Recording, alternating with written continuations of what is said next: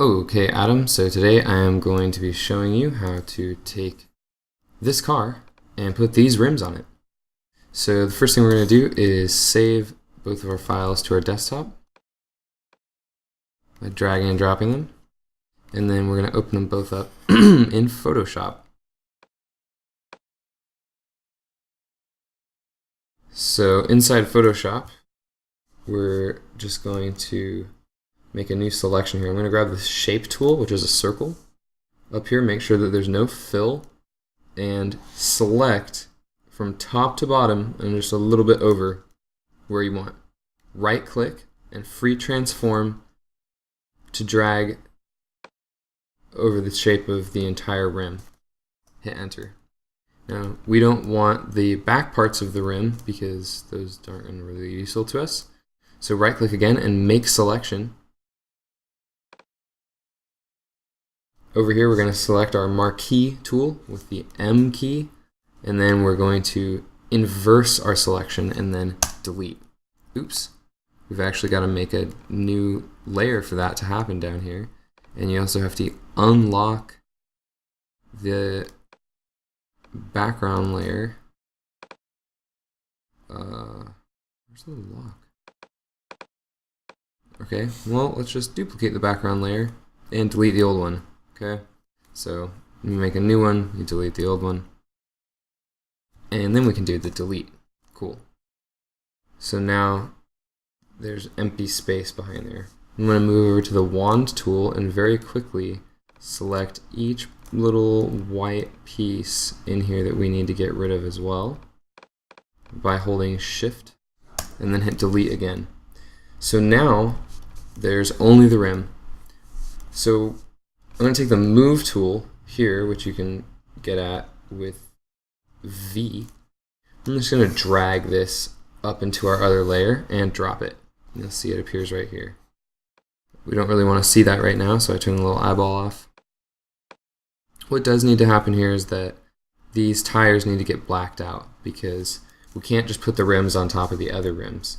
We've got to black them out. So I'm going to make a new layer. Everything that we do, we want to make new layers because if you don't, you're going to regret it. And if you don't believe me, go ahead and try it and find out why. So always make new layers. It's pretty much a good guideline to go by. So this one we can see needs to be rotated a little bit. So I've rotated it just a tad. And you should be able to see the lines, like, you get pretty close. Hit enter. Oops, no, don't hit enter. Excuse me. Oh, I messed up my transform. Okay, I'm just going to do this transform one more time really quick. Rotate. Okay. So hit enter when you're, when you're done transforming. And then you're going to go to the fill and turn it black.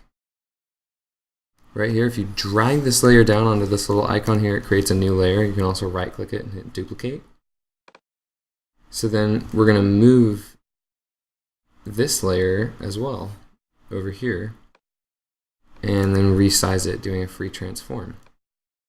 So there we go. Now the reason we want to use these shape layers is because you can always edit them. And so if you come back and we want to edit them later, it's still a nice shape and it's not going to like look blurry or anything. It's going to have like nice sharp edges, like these ones.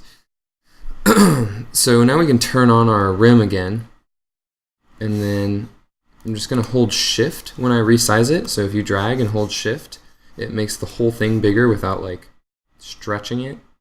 And then I'm going to move the anchor point over here and do a little bit of a rotation because I know that this isn't exactly perfect, It's pretty close, but it's not perfect.